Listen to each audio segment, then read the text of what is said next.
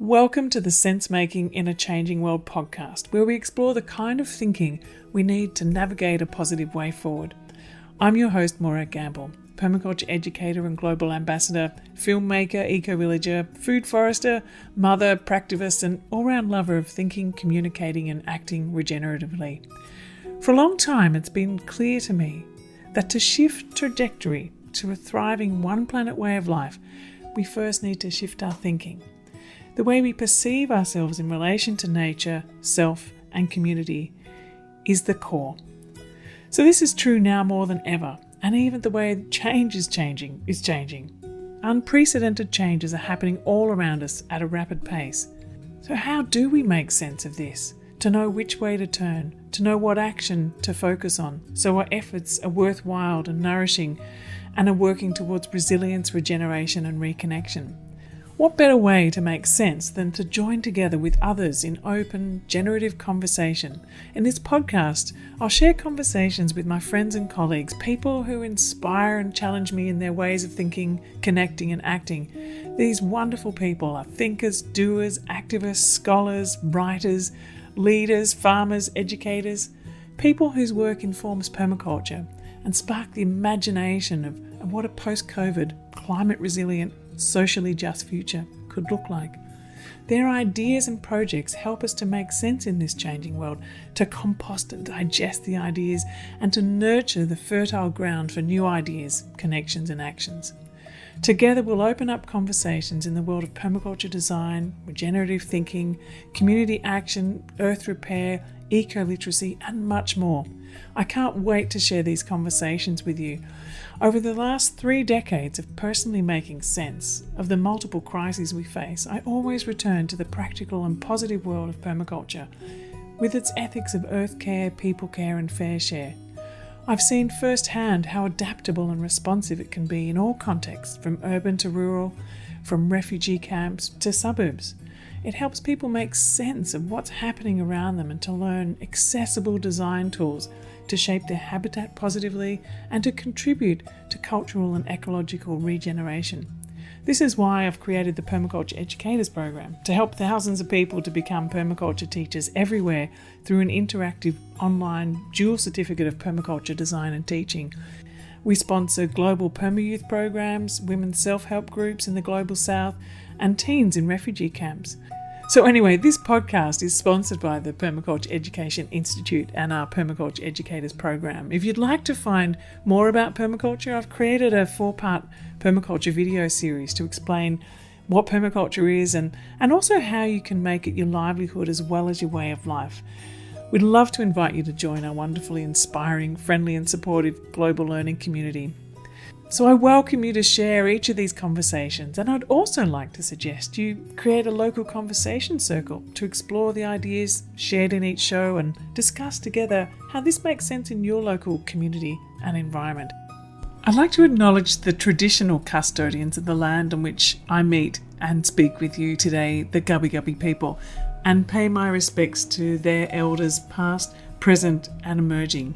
In this episode of Sense Making in a Changing World, it's my great pleasure to share with you this conversation with a friend of mine, Joel Orchard, who's a food systems advocate, coordinator and director of Young Farmers Connect, a not-for-profit dedicated to cultivating networks, community and resources for young farmers in chapters around the country.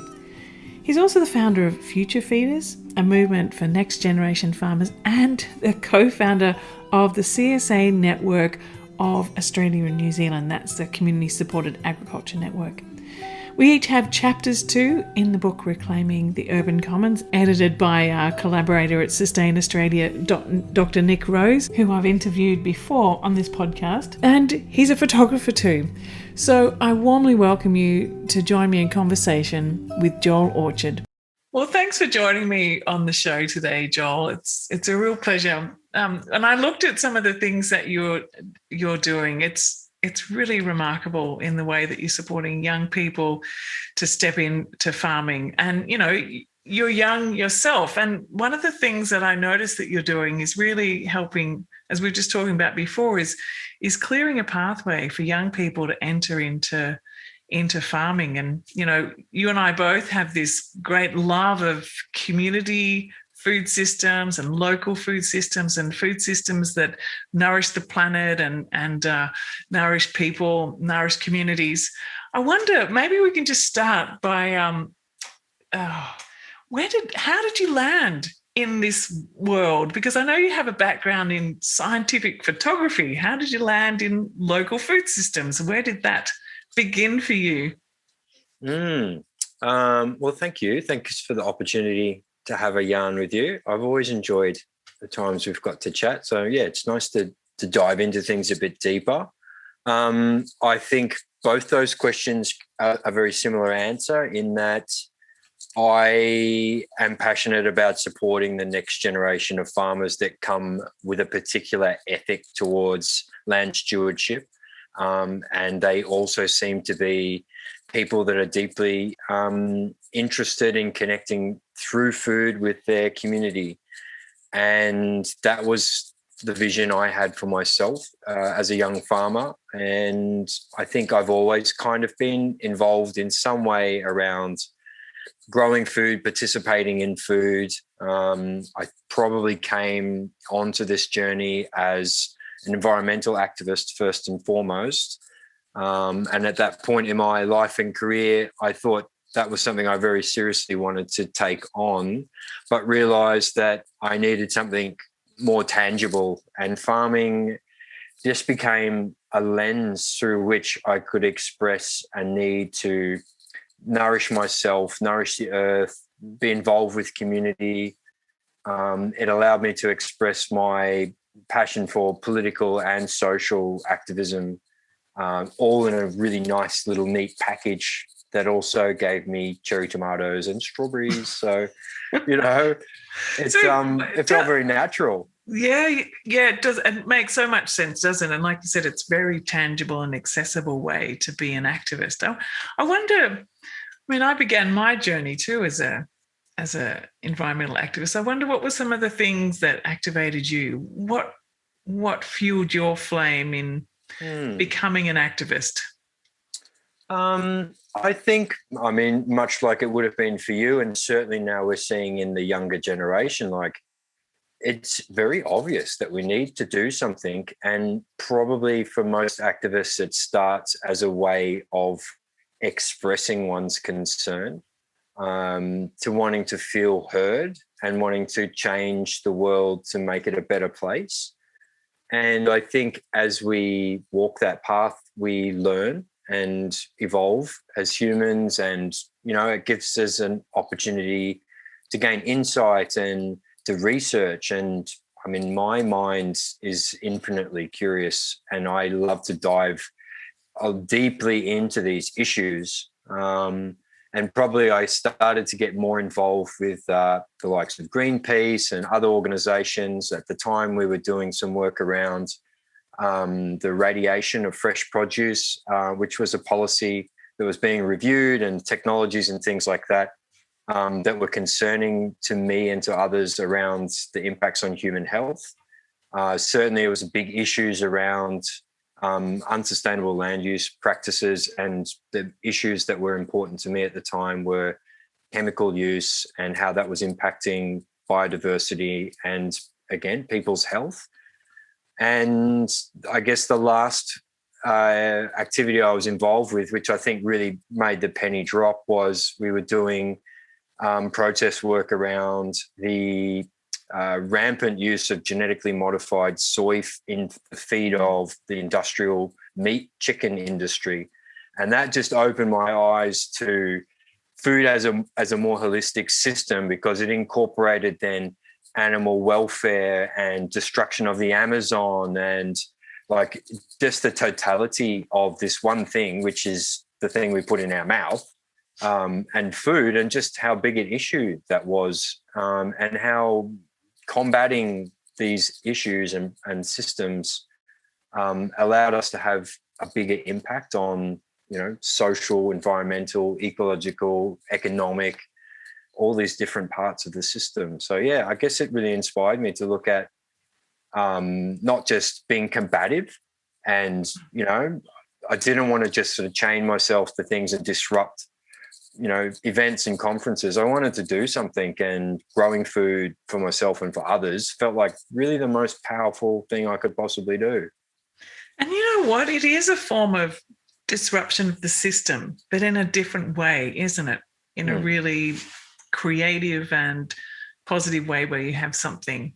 So, yeah. And I think increasingly becoming one of the most radical acts one can do. I mean, they're actively trying to strip away our rights to be able to be self-sufficient in those ways. The system is designed to have us very closely tethered to an industrial food system and take all of those powers and control away from us and choice. And growing food, it brings all of that back. So before we dive into the sorts of things that you are doing, can you just tell us a little bit more about what you see is happening in the food system that you think needs to shift? What's going wrong in the food system?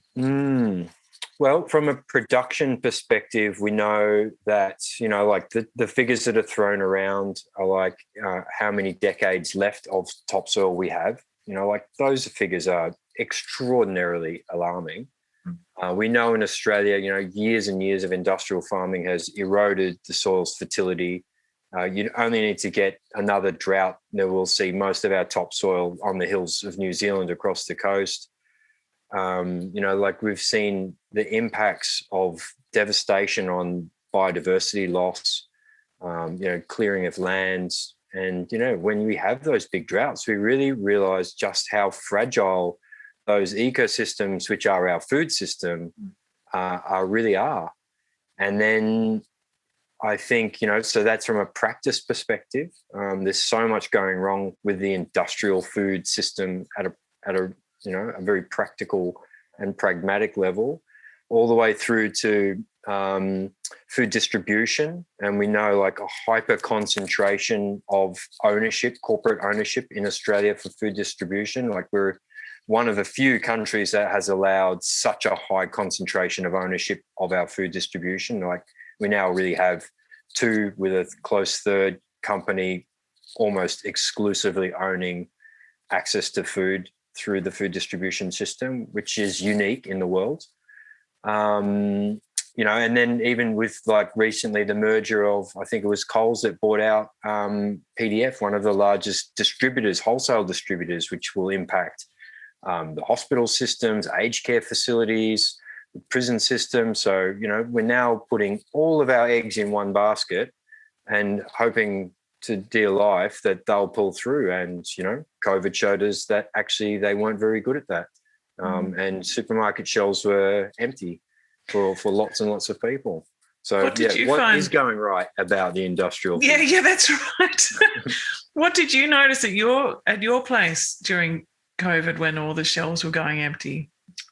I guess I'd reflect on a few things. Like the culture of panic buying is alarming. Like it's alarming to watch. Myself, as someone that has built a permaculture garden in my urban setting in Lismore, so I'm in northern New South Wales, subtropics, beautiful Bundjalung country here, and I am really fortunate to be able to grow so much food in my backyard. I'm in a rental, but I've just gone for it and grown as much food as I can. We've built a little stall out the front. We share our excess with our neighbourhoods.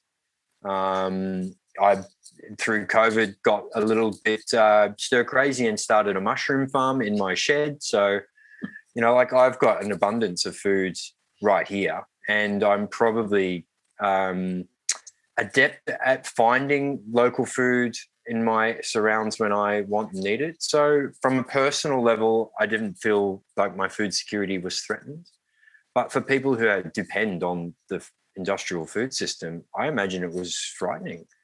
I think that's something really interesting, what you just mentioned, though, that idea of permaculture gardening and is a real form of security, isn't it? I mean, it's something that, it's not necessarily having a whole lot of money in the bank or feeling really secure in that way. It's actually being surrounded by food and a strong community. And I think it really builds community. Like, we made a real point of connecting with our street through COVID in order to show them that we had the capacity to support them with excess food. And we felt really comfortable in building that as an offering, and also relating with people that we hadn't met in the street before. And I think that, that's a common thread through the COVID experience for a lot of people, meeting and connecting with neighbours through a culture of support that perhaps they hadn't had the need to do before. So that felt really good. And yeah, I think, permaculture is beyond just what you can do to subsist for yourself. It's about building your village and your clan around you and making sure that everyone is okay. That's the beautiful thing about it. Yeah. So, but you're not just doing backyard gardening. You've got something a whole else going on. So maybe you could share a bit about that, because there's many different aspects to the work that you do, from the global, like connecting globally, connecting nationally, and working with young people. I don't know where you want to start with that as an entry point to it, but can you sort of paint a bit of a picture about the work that you do in community food systems? Well, maybe we start with the notion of interconnectedness, because that, I think, is a big part of what drives me. And whether that's at a local street level, a community level, a regional level, a national level, and an international level, I'm interested in how we can build communities of support. I really value the digital interface to provide me with a platform to communicate with my peers who, in only a decade ago, we simply wouldn't have had the opportunity to do. It's fast-tracked my learning, and it motivates me and inspires me to connect with other people that are passionate about this space all around the world. It's provided a lens for building solidarity with people who, in every other way, you would have had no possible point of connection. So that's, it's a real wonderful thing that we have.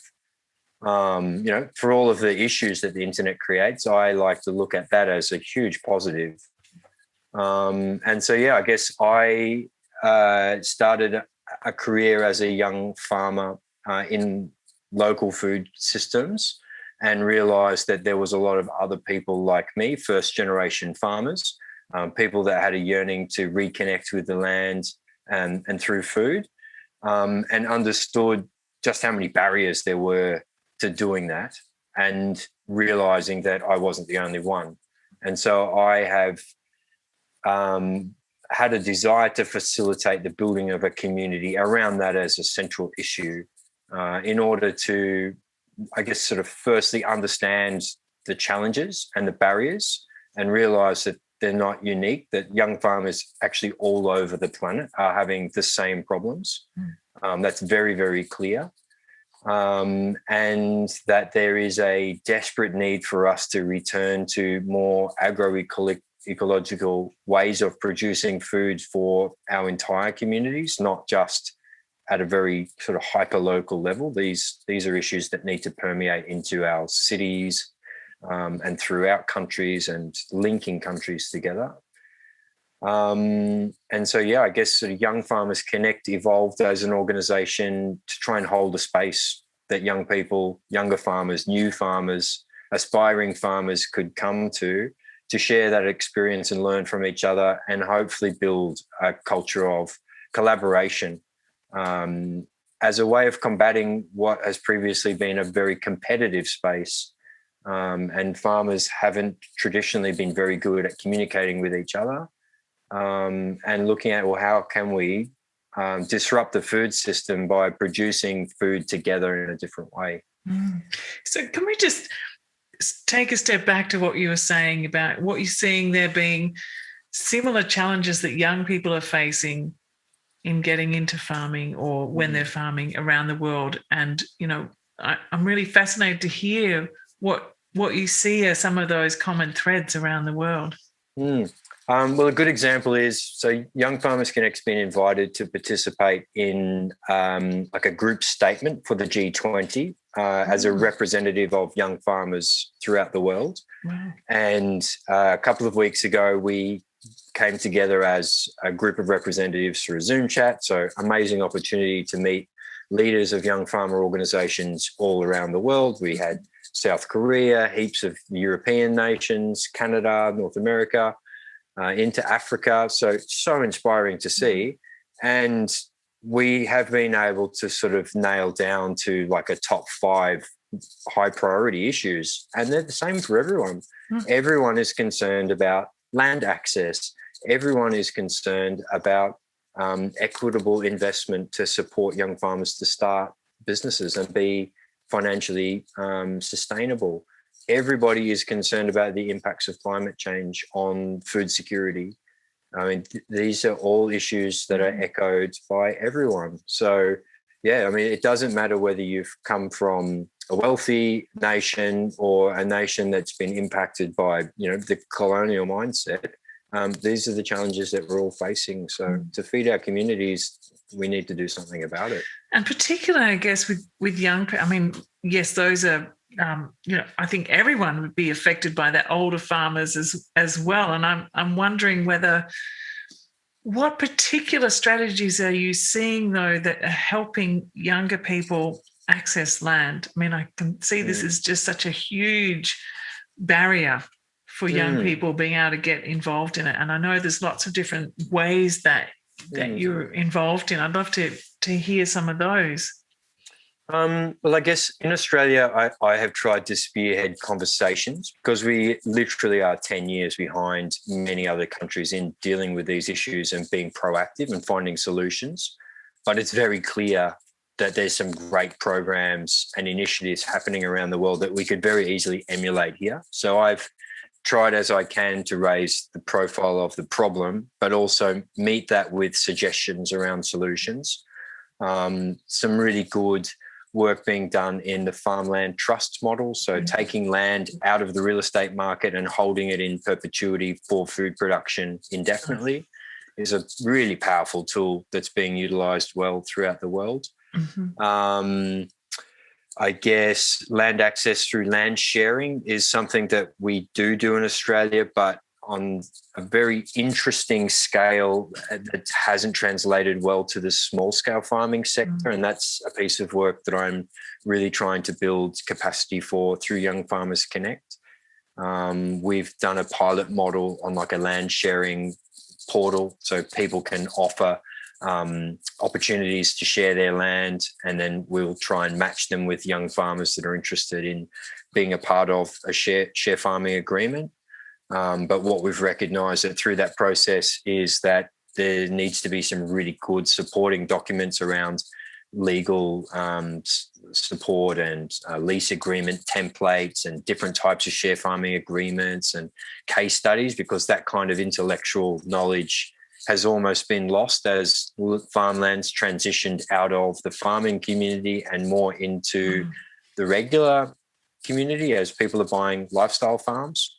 As we know, around sort of most of the eastern seaboard now, the farms are getting smaller as they're getting broken up, and they're being bought by people who want rural lifestyle but haven't had a farming experience. So, yeah, we're having to educate both the new type of landholder and the new type of farmer.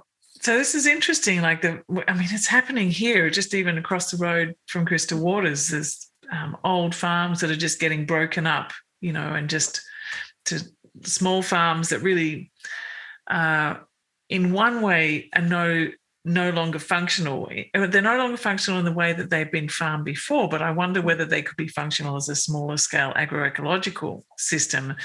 I wonder in what ways can we reimagine these I think areas? That's where that's what's exciting to me, like the innovation that can now happen in that space. And, I think creating ecosystems of enterprises that can stack on land for the multiplicity of function, but also viability. I mean, where we used to see land cleared to put cows for dairy could also be land that's followed by chickens, that's followed by cropping, integration of vegetables, put some bees on there, forestry, you name it. I think also the small scale farming sector is increasingly demonstrating just how much more profitable they can be through intensive, sustainable agriculture on a small footprint than the traditional bigger and bigger and bigger farm model. And I think that as soon as you start to enter into that space too, you start changing the way in which the food is harvested and sold and distributed, because you need to change that. You can't just kind of do one big harvest, send it all off through the normal system. So what's that new system looking like that you see that works really well to support small farmers? I think small farmers are in many ways growing like what you would call food instead of growing a food commodity. It's something that can get harvested, passed to a consumer through one handshake exchange, and can be readily consumed by a household. It doesn't have to be processed. It doesn't have to be packaged. Whereas the larger scale farms, because of the model that they're involved with, it has to go through such a long and complex supply chain before it can get to a person's table. And so all of those steps in that complex supply chain, you would say there's wastage, there's resource usage, and there's risk. But when you've got farms that grow food for local community and it's through a direct consumer relationship, you've shortened that supply chain down to its absolute simplistic form, and you've taken out all of the excess and resources and cold transportation and shipping and all of the rest, and you've de-risked it as well. Farmers then can have knowledge around exactly what their consumers want. They can have those conversations. They can grow exactly to what the market demands, rather than these kind of models which depend on the ebbs and flows of economies and buying habits and seasonality for consumer behavior. And yeah, I think these are the ways that the small-scale farming sector is demonstrating that it's much more resilient to things like COVID, which we saw, like supermarket shelves empty, farmers markets full. Mm-hmm. Perfect example. So this is, it is so obvious when you look at it from any different angle, whether it be a health angle, an ecological angle, an economic angle for farmers, and, or the social element, all these different things. So what are you seeing from, say, government? Or, very little. Is there recognition that this is, obviously the fact that you've got these conversations happening that you talked about just earlier, but where are you seeing any shift or change or noticing anything there? Or are you as a national group finding that you're able to get a voice in these kind of conversations? I'm still finding it very difficult. I think, as with all transition cultures, it takes a long time to filter all the way to the top of government, which we know is unfortunately still very beholden to the stakeholders that can push their weight around and make sure that things happen in their favour. COVID is a good example where we saw, Coles and Woolies are allowed to stay open because they were a service to society's food needs. But, and then to find small-scale retailers impacted, small-scale distributors, being regulated out of operations, the threat to farmers markets being closed down because of perceived health risks, which is like, hang on a minute, how about we close down the big shops and let the small businesses thrive through this period? It's really weighted in one direction. Yeah, absolutely. It's so different to we're seeing in the energy sector and, continuously propping up unsustainable and unviable fossil fuel industries. These are the big issues. Yeah, I'm just curious because, because we've seen the cracks and because we've seen how resilient the local food systems were in the face of all that you might have noticed that some growing level of attention and interest has been heading your way. But, I think the thing is it takes a long time, like you said, to transition. It takes a long time. So you just kind of need to keep going on and people get attracted to the kind of work that you're doing, and young people are also starting to see new possibilities in that.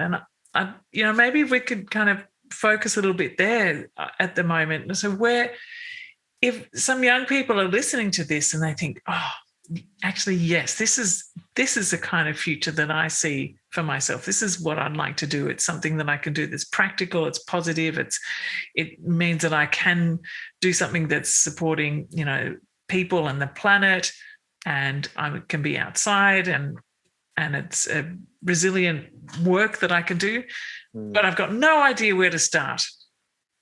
What do you suggest to young people, whether they've grown up in the city but they see this is something they'd love to do? Like, what kind of programs do you have or see around the place that can support young people making this transition into a farming future? Well, you know what? I think permaculture has become a really great entry point for a lot of people in considering a slower worldview. And I think a big part of, I guess, what we're trying to do in the small-scale farming sector is like degrowth the economy and come back to a more resilient way of doing things. And that's not just from an ecological resilience, it's from a human lifestyle resilience perspective. We're all really burnt out as human beings, and having a lifestyle that revolves around working alongside and with nature is deeply healing. And I found that as a farmer as well. Like, my mental health has never been better than when I was farming full time. And I'm not working in that space now and have a yearning for it, because I just realized how healthy it was for my mental state. Not to mention the nourishment that you get through your own food growth, and having food as fresh as it can possibly be. Like, there's nothing that you can eat that's better. No. And I think, that is inspiring for a lot of younger people to have that working lifestyle. But I think it's important to reflect that I don't personally believe we need to aspire to a resurgence in a form of peasantry. I think we need to really value the incredible skill set that it takes to be a food grower, and to recognize that farming is a business like any other, and that one needs to be very savvy in business in order to be a successful farmer. But they also have to wear all these other hats, and that is an incredible skill set that one needs to learn and adapt to, which is why I guess we've advocated for more pathways and platforms that can really support a farmer to learn while not holding all of the risk of the failures, which are inevitable as you learn to be a farmer.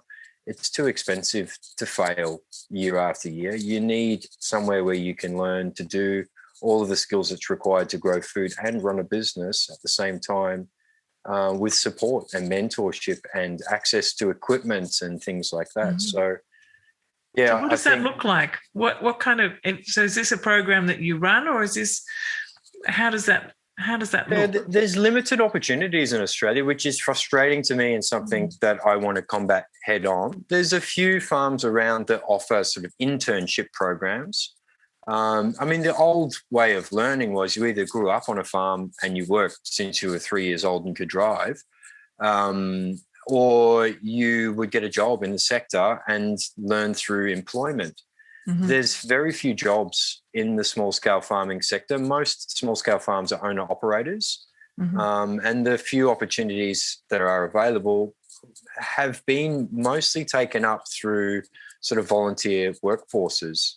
And for all of the benefits of things like woofing as a way of getting experience, if the small-scale farming sector has become dependent on that as an availability, just as the broader food system has become dependent on an international workforce, as we see now, these are issues that don't allow transition of knowledge and an evolution of someone's skill set. So I would really like to see like a fully fledged business farm incubator program where a person can come and have a real life farm experience within a supported environment, and learn the intricacies of growing food, seasonality, crop rotation, meeting a market, pricing and marketing a project, while also getting the business skills as well. So those two things need to be linked together.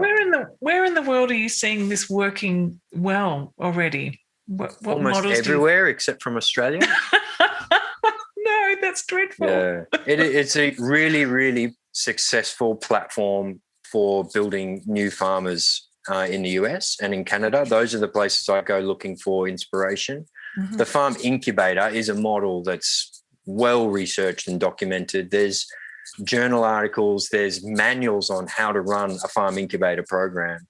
Last year we published a document in Australia doing more of a kind of a landscape mapping and looking at how do we build that here in Australia through, I guess, the economic context that we have in Australia. But yeah, I mean, it's still at that point. It's at an infancy. So what do you think needs to happen to unlock that potential here in Australia? I think it's multi-pronged as a problem that's going to require a multi-pronged solution. I suspect that a big part of the limitations to government recognition of the small-scale farming sector is because it's diverse and dynamic. It hasn't really been mapped as an economic activity in itself. I mean, the simple example is no one can tell me what the economic impact of farmers markets are state by state. Like, there's simply no data. But if we were to look at that, it would be millions and millions of dollars, contributing to the GDP and to local economies. But no one has mapped it and measured it. But most industries, when they meet a certain tier, are classified as a sector, and then they're able to get levies and industry and government support. Yeah. So because the small-scale farming sector covers off across vegetables and proteins and cheeses and all of these different industries, it's not being looked at as a single So it's sector. kind of like an invisible sector, you're saying. Like, it's just not seen as a thing. Like, there's something here, something there.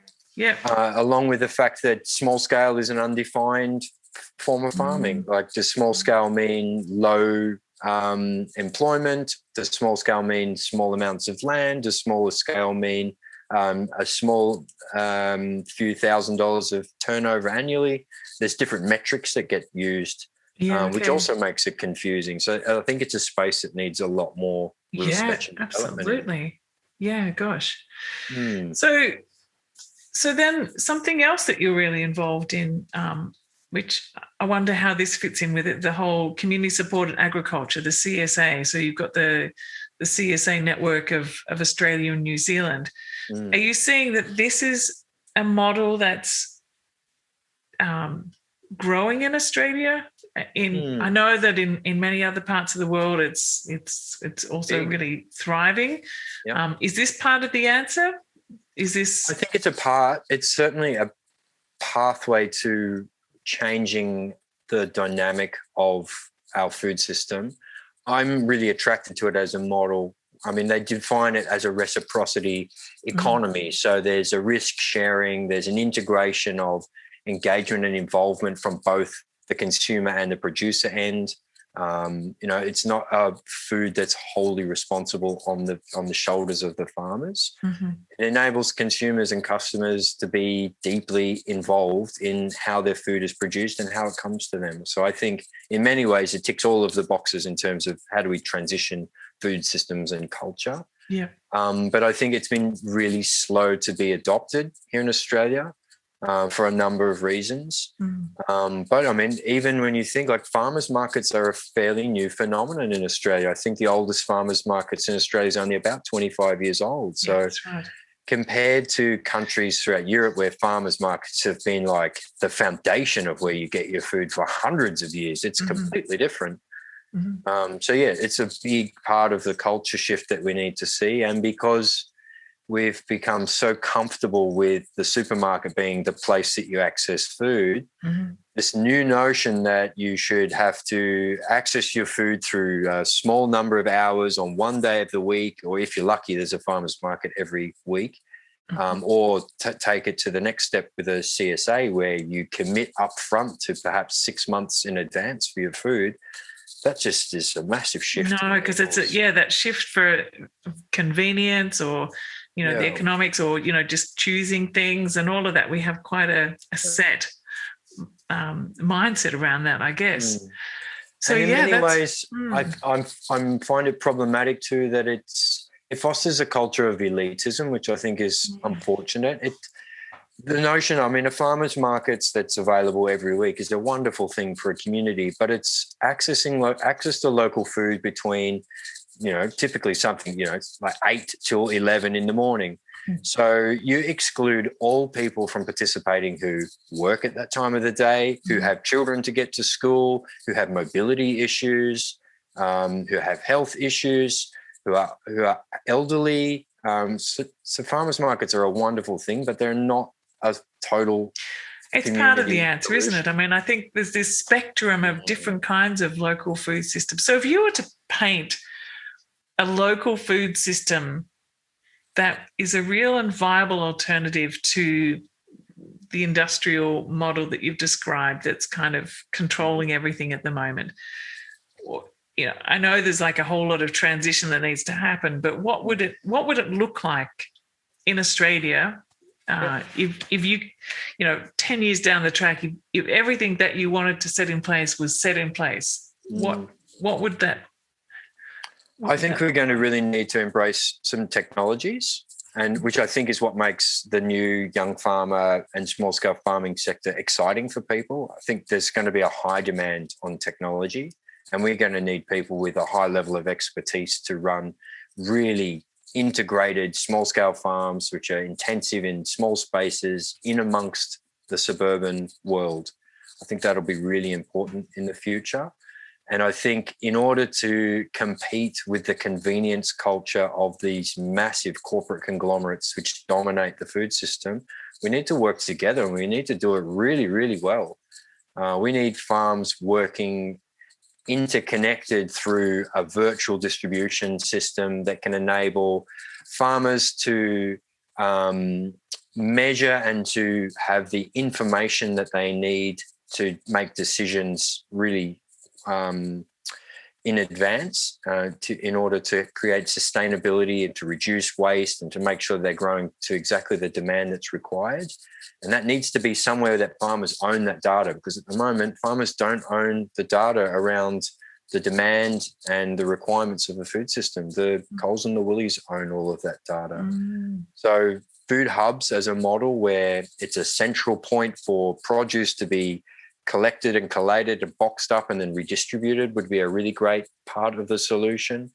And those should be community-owned assets that are owned through cooperative platforms, that consumers are a primary stakeholder in the way that those food hubs operate, rather than outsourcing that responsibility to someone that's going to try and profiteer. I think the cost of food needs to go up because farmers aren't getting paid what they need to be viable, but most of the price of food is ending up in the profiteering hands of the companies that own the distribution system. So what's the current figure, do you know, of I know it varies from industry, but roughly like how much in a dollar would a farmer get? Oh, I'd love to know that figure in the top of my head, but yeah, I wouldn't even guess. No, I know it varies depending on what kind of industry you have, whether you're in dairy or carrots, Well, I mean, that's often talked as one of the values of farmers markets, in that, the dollar that you spend goes straight into farmers' pockets, which is where it belongs. And I guess why I look at these food hub models as the next best solution, because if we can run them through as community platforms, the profits get redistributed to the community and they can go back to farmers if that's where they're needed, or to offset the cost of accessibility to food to people who have socioeconomic barriers. Like, that's the kind of model that we can run. It can be viable. It doesn't have to be a not-for-profit or purely run by volunteers. Like, we can create meaningful employment for people throughout that system. Yeah. We just have to extract ourselves from this profiteering model where, it's not people that are benefiting, it's companies that are benefiting, and they're benefiting because shareholders demand that they benefit. So, it's people who don't care what happens on the ground or if people go hungry that are causing the problem. but we can take ownership of that. So what do you think is a way to disrupt this paradigm? You know, like what, you know, I know there's a lot of things that you're doing already, but what do you see as the most positively disruptive thing or things that we could be doing?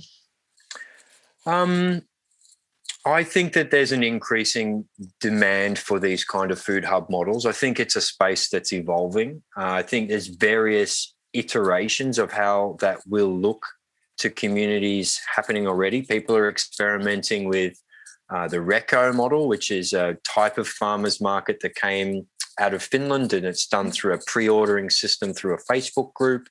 We're seeing that being experimented with. We've got some great examples of food hubs evolving in, say, Brisbane with Food Connect, and in Melbourne through the Melbourne Food Hub.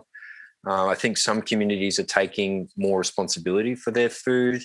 There's a great group in northeast Victoria that, you know, their whole community was devastated by the bushfires, but as a part of their recovery and resilience program, they're now building small-scale farms to work to feed into a food hub that can make sure that their community's food needs are met. Where is that, John?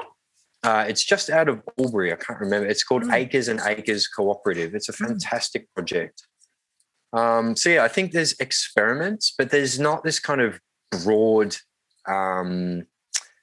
adaptation people. I think if I took a step back, I think probably one of the biggest barriers to us embracing these new ideas is that food is so abundant and still so easy to get in Australia. We haven't really suffered a great catastrophic event that has really challenged our ideas around food security and meant that we're all awakened to the fact we need to do something about it.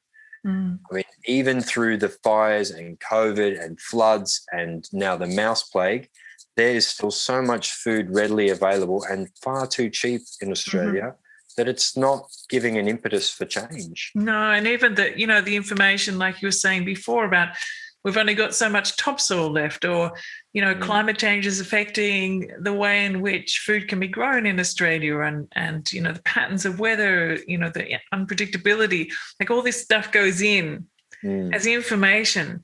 But I think you're right. I don't think it's landed as a reality that in our lifetimes we'll see a massive shift in what's going on in the food system here in Australia. And I guess the part of that story that, Young Farmers Connect has been trying to speak to is the social sustainability of farming, and this idea that now more than 50% of our farmers are over the age of 60.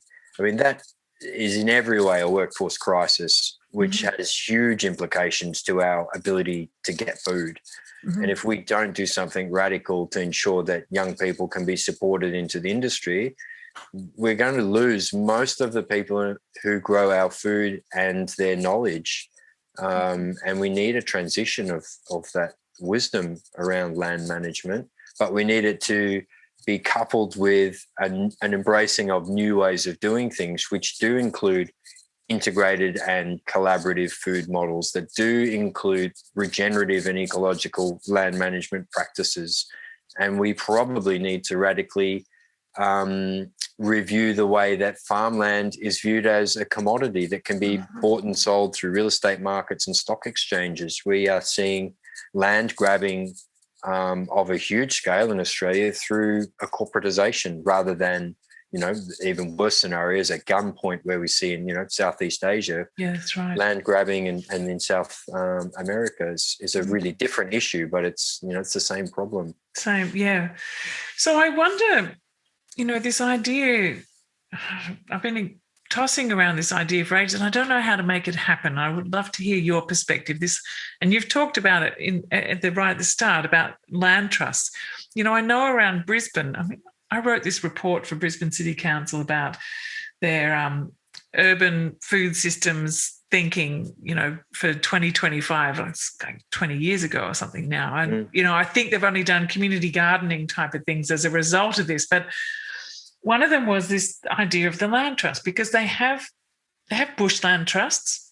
They have the capacity to buy up land and put in levies in place that people pay, environmental levies, then goes out and buys land in and around the city that has ecological qualities so that it's protected in perpetuity. Mm. And so, I always saw that as a possible model that they could use, but just change it from bushland to being farmland, identifying where all the best agricultural land is in and around the city. I mean, if that was done 20 years ago, it would have been amazing because, since then, the spread of Brisbane has just taken over so much of the best agricultural land. But what are some of the successful or possible levers that you can see now in 2021 at supporting local governments and cities to be able to think along these lines? At a farmland trust, you can see how that might work outside, but in terms of getting an urban farmland trusts everywhere, Yeah, it's interesting, guys. I mean, I've been quite involved in the community gardens movement, and they're a wonderful asset to neighbourhoods as a green space and as a biodiversity buffer for urban environments. But I still do look around, and as wonderful as they are as a place to engage communities, they're not a food system solution in terms of production. We need to see large-scale farms at this, within the feasibility of what can happen in an urban environment, locked up. And we need to protect every last square centimetre of soil that can potentially be farms in and amongst cities. I mean, only today, and I'm sure they wouldn't mind me mentioning, I had a chat with the lads at Neighbourhood Farm, and so they're just on the peri-urban fringe in Brisbane. And the neighbouring block of land that they've been using is now up for sale. So there's a security of tenure issue for them in terms of their ability to continue to grow and meet a growing demand of an urbanised community in their region. There's a housing estate going up across the road. So they need to grow more food, not less. And we talked about this land trust as a potential solution for them. How does it work exactly? Like, what have you seen as being a model that really works well in the United States, for example? If you've got a piece of land that's going up for sale in a city that's expanding, it's going to be really expensive. And it's not going to be something that someone can afford to buy just to grow vegetables on. So just walk us through how this land trust model works and how you've seen it viable. Well, this is a good time to talk about it because I'm currently doing a research paper on it. I'm deepening my understanding of how it works elsewhere and looking at how do we recontextualise it to the Australian legal and economic landscape. So essentially, a farmland trust, as it would look in Australia, brings together the notion of a community land trust, which we already know works in Australia. That's most commonly seen through like a housing estate or community housing estate kind of platform. And then there's a conservation land trust, which we also have some examples of in Australia working, which can either work through a land acquisition and then locking up indefinitely like a public national park, or it can work through a piece of land being held under a covenant of conservation. So it becomes indefinitely protected, even though the land can be purchased and sold through the regular kind of real estate. The community land trust model works in that the houses or the dwellings are disconnected from the land title. The land title, which is generally the most expensive part, is held as in a community trust. That can be through a cooperative or through like a private or a corporate trust fund, which is then managed by the community. And essentially, by removing the land purchase from the real estate market means that it doesn't increasingly become inflated as the region's land prices get inflated. And the occupants are then only financially responsible for the dwelling itself, which means then that people who have economic challenges can afford to have access to the housing or even through rental agreements at a really reduced price. And so bringing those two concepts together, where we conserve land for a purpose and we also hold land in perpetuity and extract it from the real estate market to be put back into the commons, matching those two things together with the purpose of preserving land for food production is what a farmland trust would look like. And that is working well in the US. I'm also looking at some really great models in France, in Spain, in Scotland, in England, and they all work slightly differently. In the US, there's a big culture of land benefactories and philanthropy. So it's farmland that's put into these community trust models by people who own land that can afford to gift it. In the UK and in Europe, it's typically done through land purchased by community cooperatives. So community groups can go together through like an equity crowdsourcing platform and purchase shares in a parcel of land and then have a stake in ownership. Sometimes that's done through a really sensible but low return on investment model. And other times your investment is the food that you'll eat for the rest of your life. There's different ways that those economic models can be created. And I think that's the point at which we're at here in Australia, is looking at what's going to work for us and what's going to work within the boundaries and restrictions of our Tenancy Act and the legal prescriptions around land ownership. And as you're speaking, I was thinking it's really exciting to then explore this in the concept of, thinking about access to land for housing. We have a housing crisis too for young people who can't afford to get into the housing market. So, if there's a way that these two things could somehow be combined to create, real and affordable housing and land for growing food, and it's kind of almost like a new form of almost like an eco-village model in a way that just makes it super affordable. I think we know, and we've become disillusioned by government and their willingness to put our interests first and foremost as communities.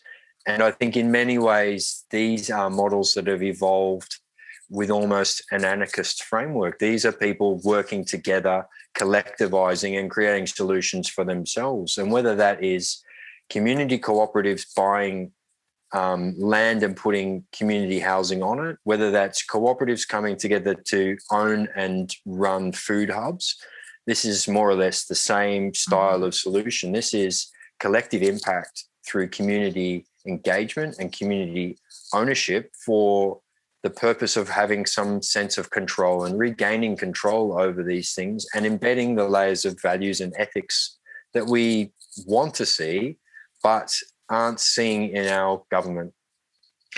So what I see is a really exciting possibility then, and this is probably what you're doing, is gathering these and making them visible, gathering these systems and offering them, like creating conditions, creating groups, creating networks where people are sharing this information, talking to one another to explore what are these alternative stories of food and farming and the different systems that work.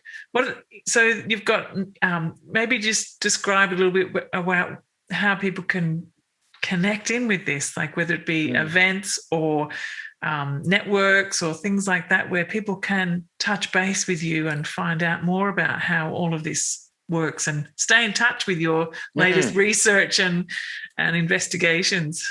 Well, I guess that is the point. It's the notion that we can inspire people to think about different ways of doing things by putting it out there into our communities and talking about it.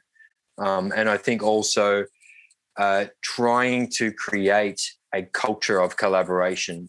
And an interesting one within the farming community, like years ago, if your neighbours were growing better zucchinis than you would look over the fence because there was no way that farmer would tell you what the secret was.